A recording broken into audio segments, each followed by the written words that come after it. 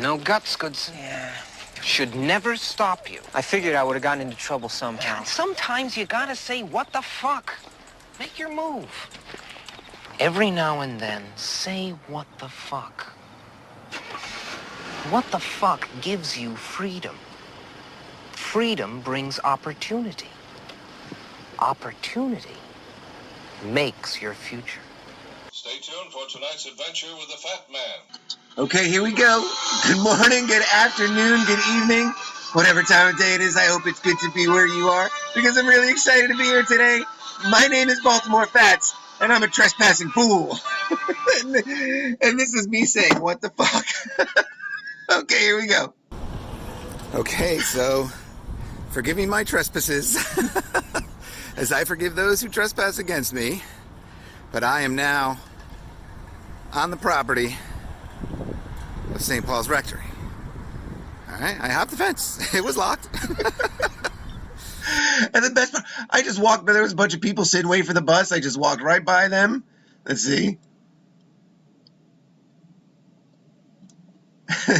They were sitting over here for the back. I walked by, walked right up the steps, gauged the gate, realized I could just hop right over this fence. Paul's Rectory. Alright, I hopped the fence. It was locked. But they've given me license to do this, so let's do it. Alright, these are those front windows from the street. That doesn't look like it goes that deep. But you can see an inner window in there. Okay. Alright, I'm going to look at some of this masonry they got going on at the bottom here. Alright. Again, not that deep. Let's bust out Mr. Stick. Let's see.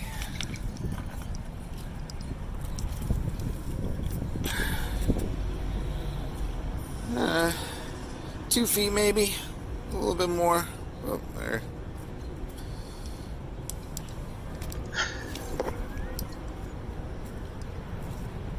This one looks like it goes a little bit deeper, but and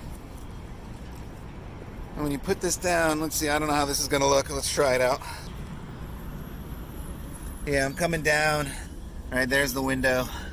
I'm trying to get like a street level shot of it. We'll see how that looks. See, we're more clever right on the spot, because, after watching this, this is a worm's eye view. Yeah.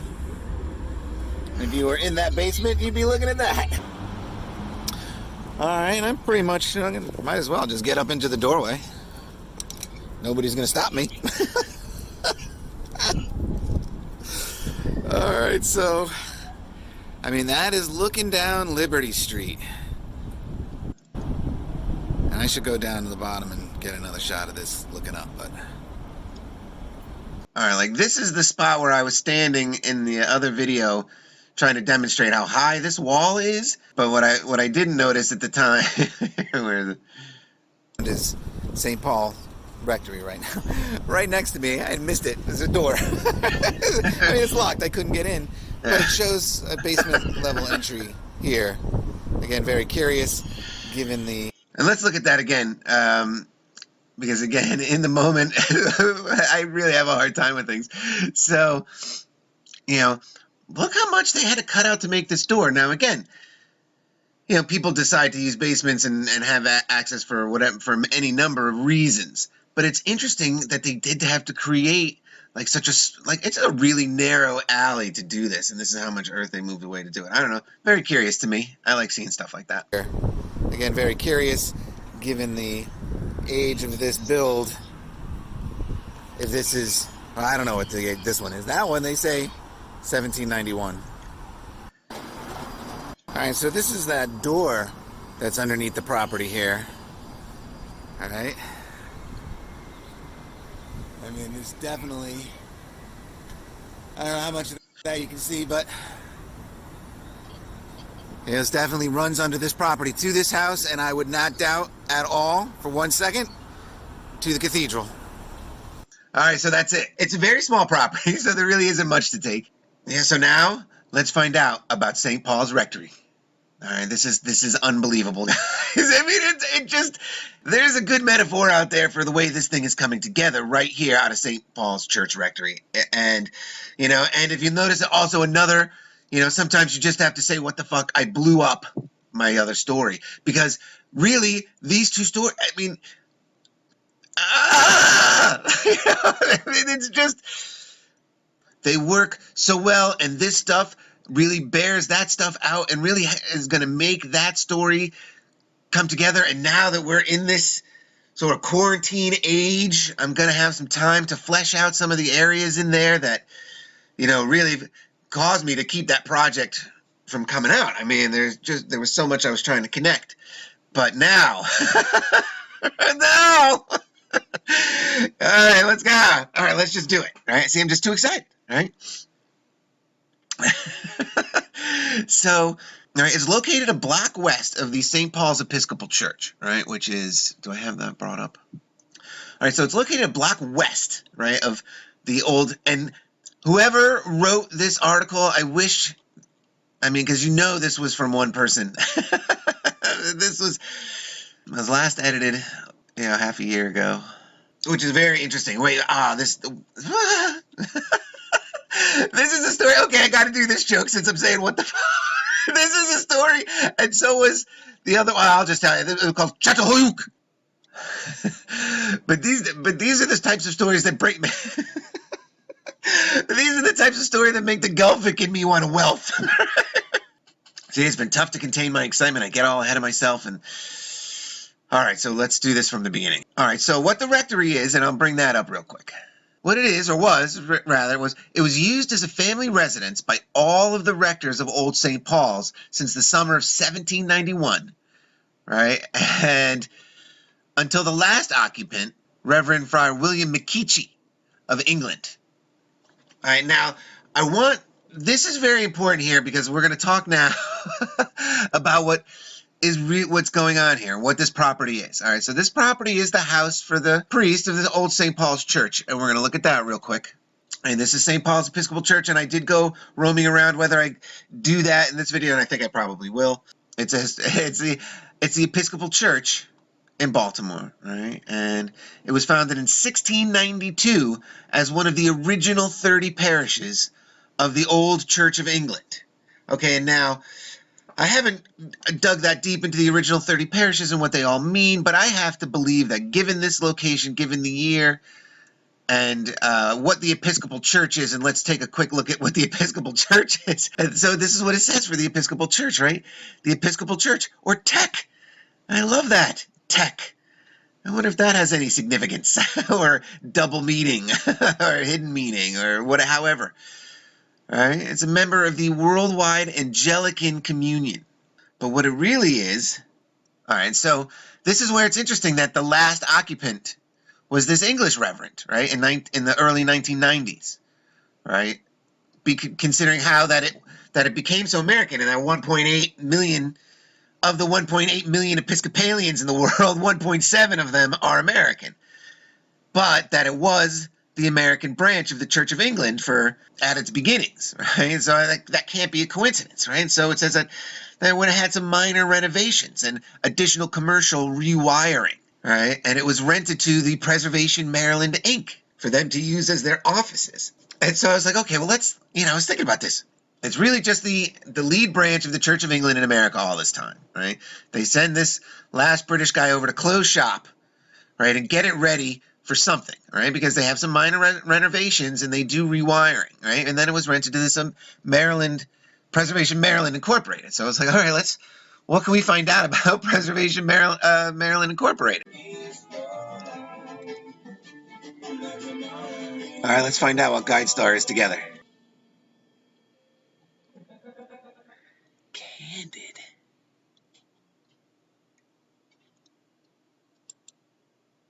Oh, my love, where have you gone? Oh, my love, have you moved on? Interesting. I'm going to click on glass pockets. Because I have to.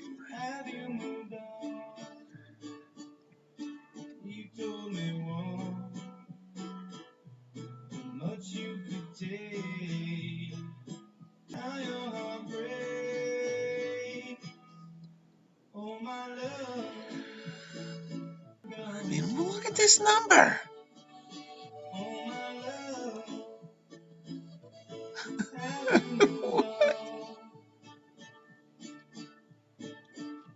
I mean, I'm still trying to figure out what this is. Bringing transparency to the world of philanthropy. You want people to be able to see what they're doing? Is that... What are they doing? Shoot. This is how they get me. Alright, well, I'm confused by what this company does. What is it that they're doing? That they have 102 foundations with $214 billion as one goal. I mean, and they're saying that that goal is transparency, which is being able to see through glass. And what this whole thing has been about glass. It all comes back to glass. So I want to find out what share of 102 does each company have in this 214 billion. That's 2 billion apiece, roughly. All right, so this is all very interesting to me, all right? And I have to look at it more closely, but I want to find out, what is this candid?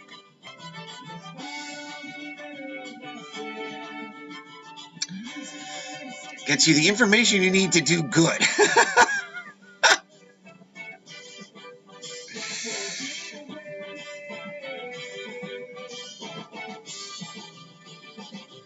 They can't help you do good now. Well, it's a good thing, right? Nonprofits are facing challenging times now and going forward. At Candid, a nonprofit itself, we're feeling it too. Wait a minute, you have $214 billion in assets, all right?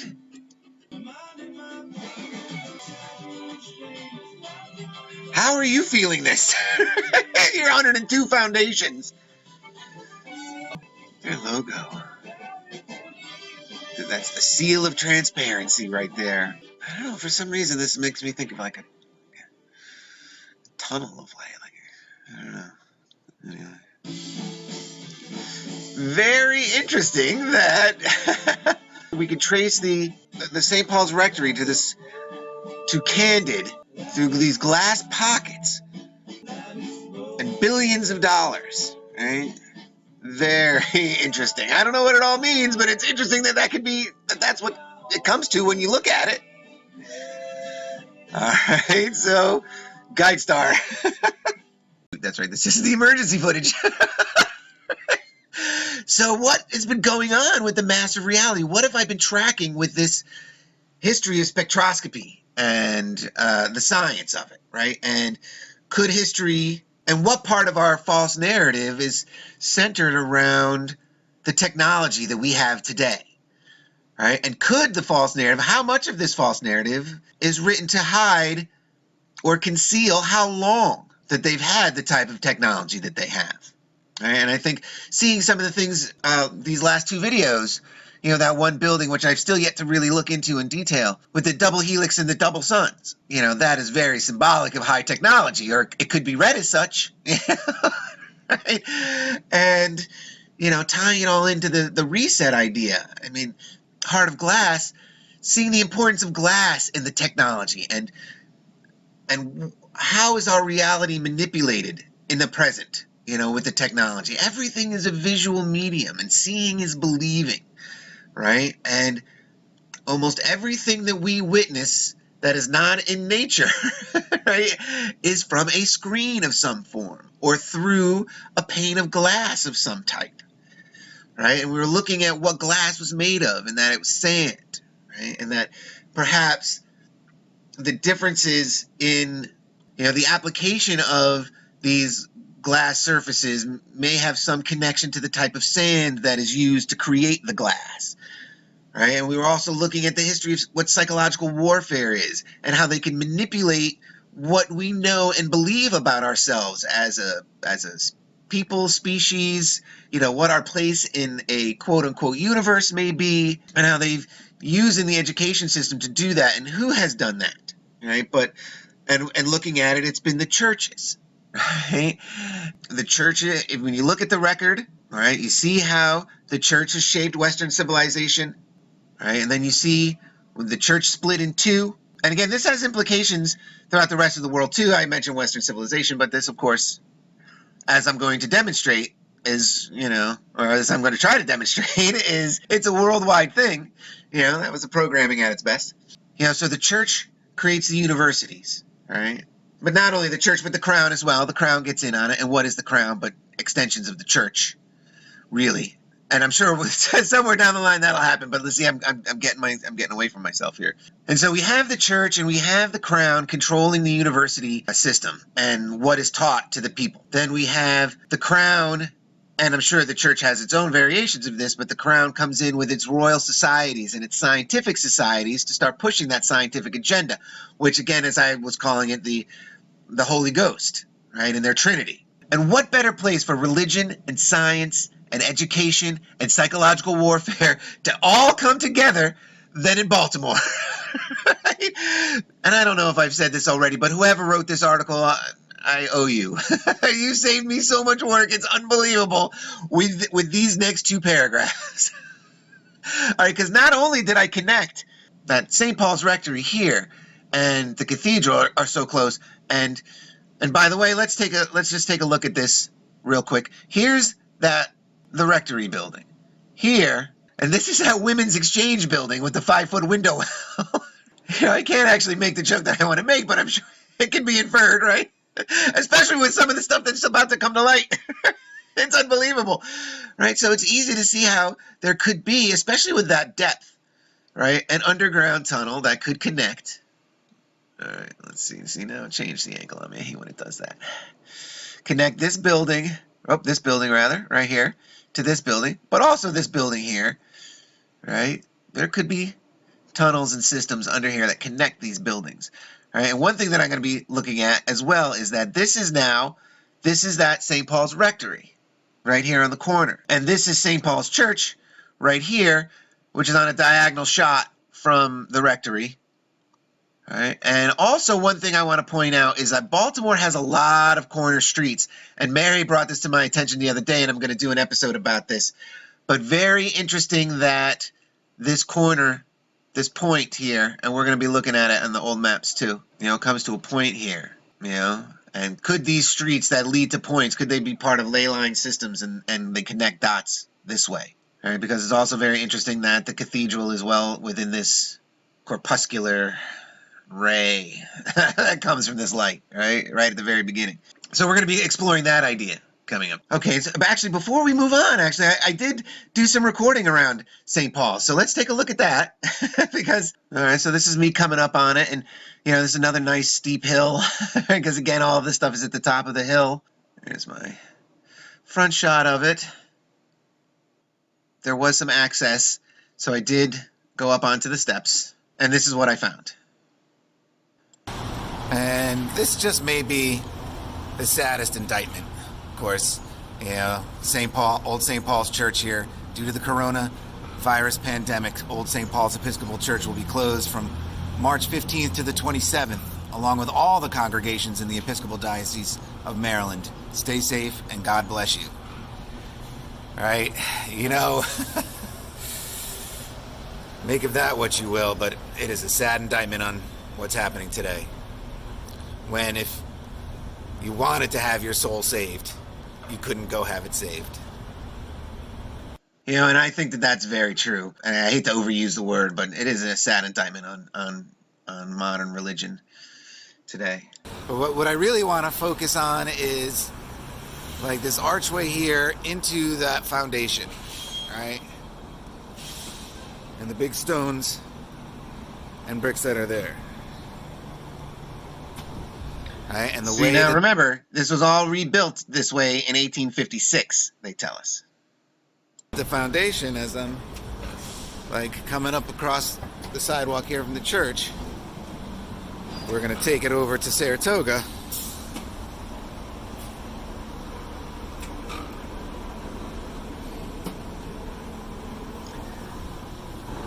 And we're going to see how far down.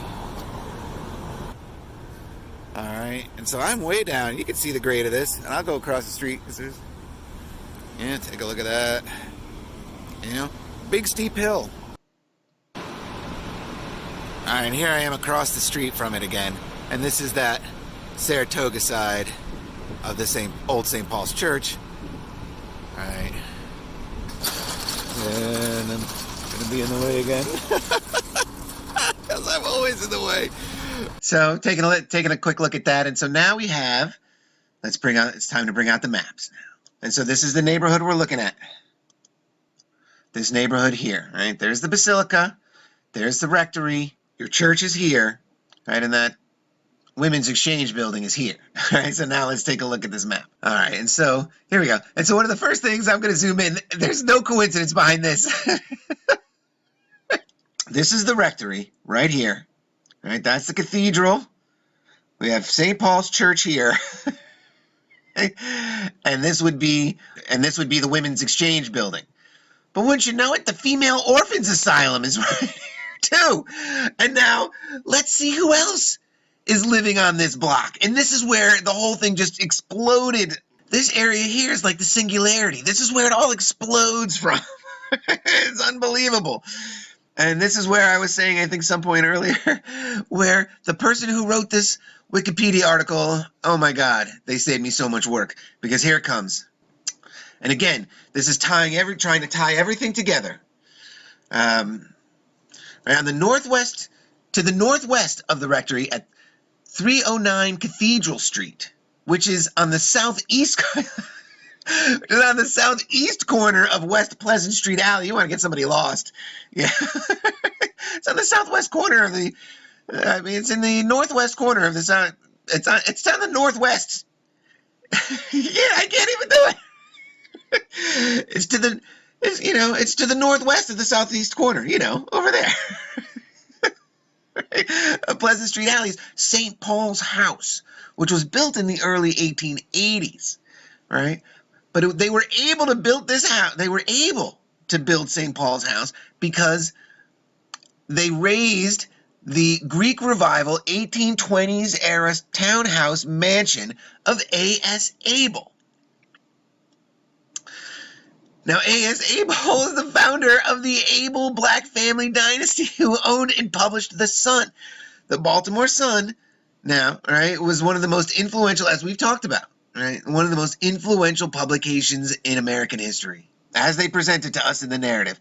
I mean, this guy, so influential in the history of publishing, the Baltimore Sun, innovation after innovation after innovation. One of the most influential newspapers in American history, without a doubt. Right? All right. And so he lived for a while. Where's the map? So he lived here, I believe. Pleasant Street Alley. Little Pleasant Street or Pleasant Street Alley. All right. And this would be Cathedral Street. This is 1850. All right. So the house is still standing. His mansion or whatever is still standing. He lived right here.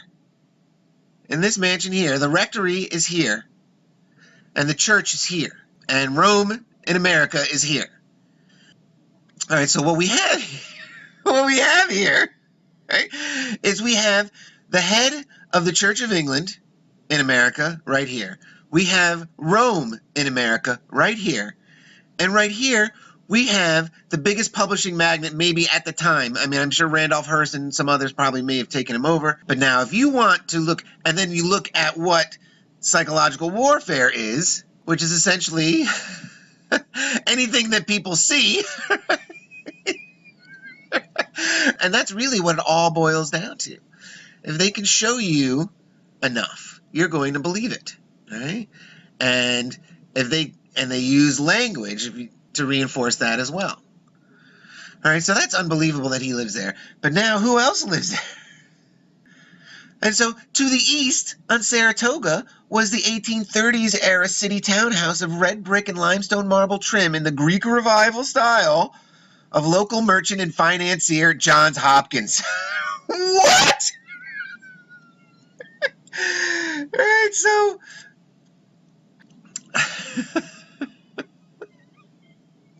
and so that puts Johns Hopkins here somewhere. To the southeast on Saratoga. This is Saratoga. All right, so we have St. Paul's Church. St. Paul's Church here, the head of the Church of England in the United States. We have Rome in America. We have publishing magnate A.S. Abel. And here we have Johns Hopkins. Now, if you want to bring all of these elements together, the science and medicine, the education aspect, the religious aspect, if you want to, as a very wise man once told me, right? It doesn't take a blind man on a horse to hear a dog fart. And when you look at the locations of where everybody is in Baltimore, you have essentially the Pope in America right here. You have whatever the head of the Church of England is in America right here and living here. His house, that's just the church. His house is here. Right? We know that there's a tunnel underneath at least the rectory that could possibly be connecting all of these places. We know that we have a women's exchange building. We have a women's exchange building like right in here. And we have the female orphans asylum right here, right in the middle of all of this. But what else? Could there be anything else happening here? Tying all this together. Yes, there could. And again, this is not even getting, please read the whole history of this. It's unbelievable. But not only that, right? In the rear of the rectory, to the north, across the Pleasant Street alley, is the unassuming backs of the fancy townhouses fronting West Mulberry Street. In a back parlor, facing the rear porches and yard of the church's house, imbibing brandy and fine cigars, a group of three literate men, in October 1833. I wonder if it was October 3rd. Yeah. Perused several manuscripts and decided on one that showed great mysterious promise. After that evening at civic leader John H.B. Latrobe's house, and joined by John Pendleton Kennedy and another who's not mentioned here, but although I'm sure whose name can be found out, they agreed on MS Found in a Bottle to be published in the Journey Baltimore Sunday Visitor, launching the career of Edgar Allan Poe. Okay, so now we have this John H. Latrobe, right, son of the famed architect Benjamin. Now, Benjamin Latrobe, of course, is the most famous and maybe the most influential architect of the modern age, if you want to bring the modern age back to the 1700s. They're in the back alley here. So it's interesting the way the map of 1850 is drawn on. It doesn't quite match the description they're giving here, but here's the building that it actually has a plaque on it that says this is on this spot, Latrobe, and I might even mention the other guy's name. I was just up there. I read the plaque. I could swear I took a picture of it, but when I just went looking, I didn't have it. But they're saying there was a back alley this way, and this would have been in the 1830s, so this could have... Well, let's take a look at what this alleyway looked like in 1822, shall we? And this is where, again, the story just gets crazy. Okay, here we go. This is 1822. And now, mind you, the basilica really is only just being built. I don't think it's open yet in 1822, but maybe 1820. I have to double check on that. So this is what we're looking at here, 1822.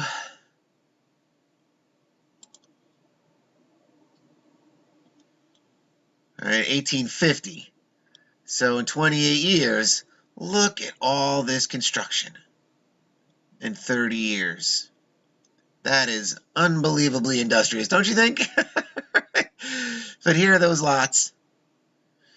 But so anyway, they're somewhere in that between 1822 and 1850. They're hanging out back here somewhere, smoking cigars and getting drunk, and saying, "Yeah, I like that Edgar Allan Poe story. Sure, let's publish him."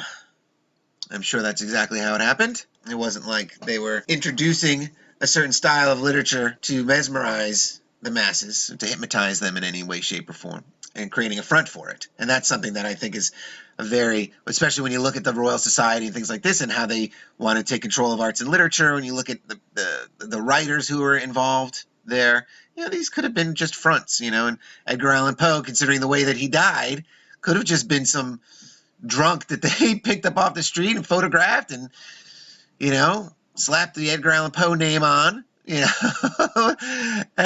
don't know. I mean, how far do you want to bring it? Yeah. So we have that going on there too, right? And this guy, John Pendleton Kennedy, was there. And now let's see who he was real quick. Right? He was the United Secretary of the Navy in the 1850s.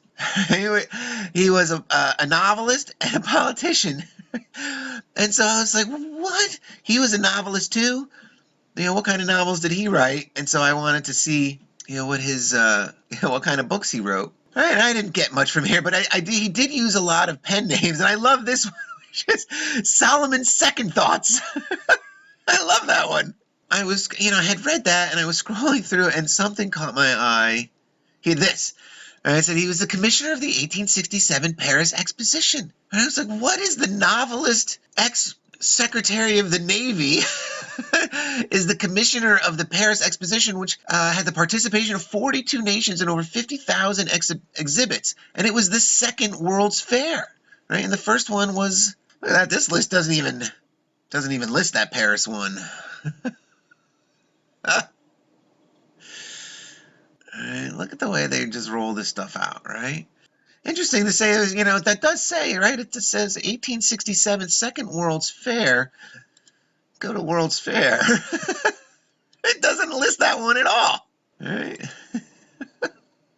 51, 53, 62, 76. Yeah, they want to call it the second one over here. This is what sucks about Wikipedia, But also just to underscore how weak their first line of defense is. With just the fairest bit of scrutiny, these pages can, the information can be taken apart. But the fact is that people, I think for the most part aren't interested enough to dig deep. So they don't look and see how easily the story can be frayed by pulling a thread. And I think that's kind of what's happening here. So just amazing that the former Secretary of the Navy, right, smoking cigars in Baltimore with the other guy, launches Kennedy's career, where that location is, who's here and when, and trying to tie that all together with the idea of a false narrative put in place to hide how long we've had the technology that we have today. Some of the players and how they could have done it, right? And it all comes together at this point here, really. Right? All right, and you see the location of these buildings are all inside the very earliest part of this corpuscular ray that starts from here. But now I'm forgetting also a very crucial part of the story. Because again, there's so much that happens right here. And it all comes from me wanting to explore this rectory building and its possibilities. And now, are you ready for this? This is where it gets even crazier. It's located on ground donated by Colonel John Eager Howard. Right? And then he was a bigwig in the American Revolutionary War. Of course he was. And he was also a former governor of Maryland and a U.S. senator, right? Along with being an influential Baltimorean. And he owned the large estate of Belvedere north of the town, which was also known as Howard's Woods. And now I didn't even get to the Preston Gardens yet, but this is what I was saying, like they pulled me back in. Howard's Woods. And let's look at the property that he owned and donated. All right, now this is the 1792 map. All right, and now, of course, our rectory is here. There it is. But, it does, right? It does have the beginning of this corner ray, right? All right, because this is where St. Paul's is going to be. And they even call it St. Paul's Street here. I wonder what this building is. All right, but all of this land, All of this land is Howard's, and he donates what the rectory is on, and that's here. But that's also land that the basilica is on, and it was also land that St. Paul's Church will be on, right? Who is this guy? He gives the land that both these major religious institutions set up shop pretty much in America on, right? You'd have to assume that he donated the land that was here, right? Or he sold it to the city, right? So that would also be the land that Johns Hopkins and Abel lived on as well. Right?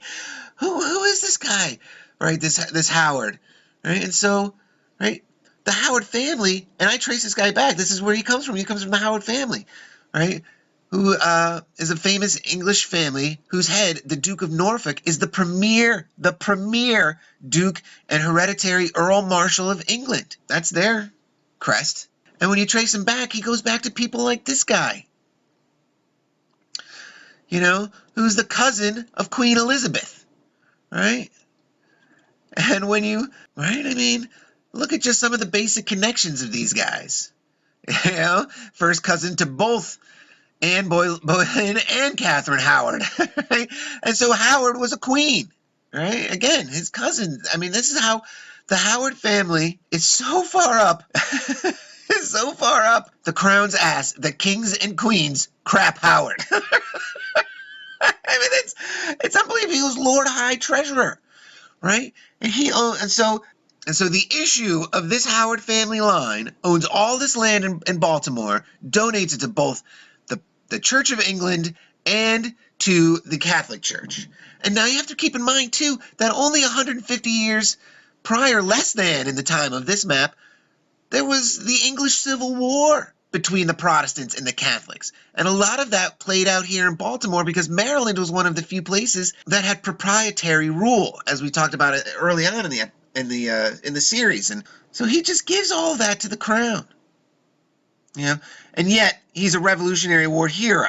Right? It doesn't make any sense. The whole American Revolutionary War story doesn't make sense when you tie the early leaders to the bloodlines and their connections back to England. It just doesn't hold up under scrutiny the way I'm looking at it, just circumstantially. Cases can be built here, and especially looking at the progress they make with these maps, which I'm going to get more into. Right? I gotta wrap this one up. I've been rambling on too long, and I've got to tie it all together. In closing, if you want to look for ways to tie technology and religion and education to a false historical paradigm that leads to the social control that we have today, there's no better place to start looking than on this block of Charles and Saratoga in the mid-1800s, especially with the whole reset idea. All right, I got to piece this one together. Anyway, I hope you guys enjoyed this one. It's been a blast to bring it to you. And until the next one, cheers, guys.